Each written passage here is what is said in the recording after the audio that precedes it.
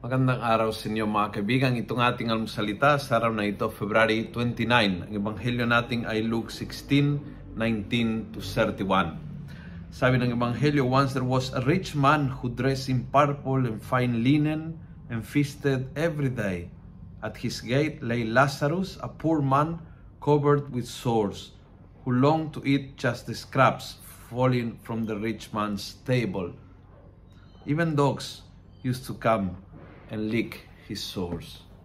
Even dogs, sa kwento ni Jesus, no?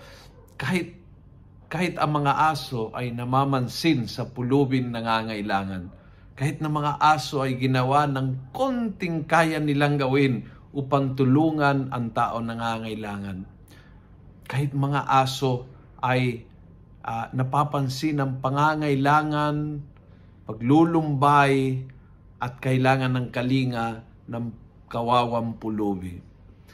Ang mayaman, hindi.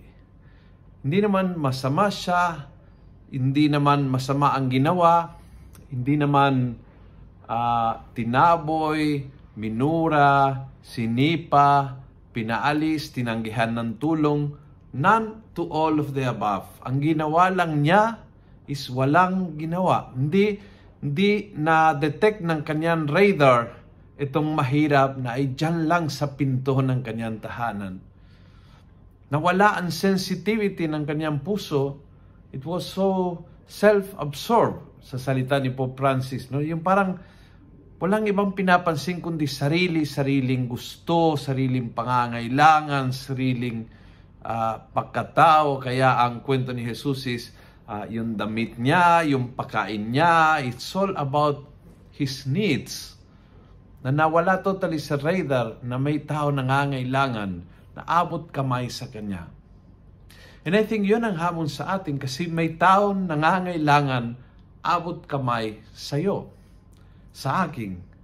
As close as it gets, someone around us ay nangangailangan ng ating kalinga, pagmamahal, pansinin, lapitan, kausapin, alagaan.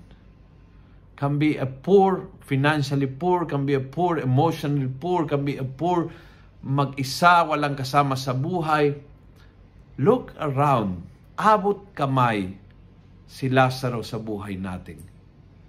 Kung nagustuhan mo ang video ito, pass it on. Punuin natin ang good news sa social media at gawin natin viral, araw-araw ang salita ng Diyos. And God bless.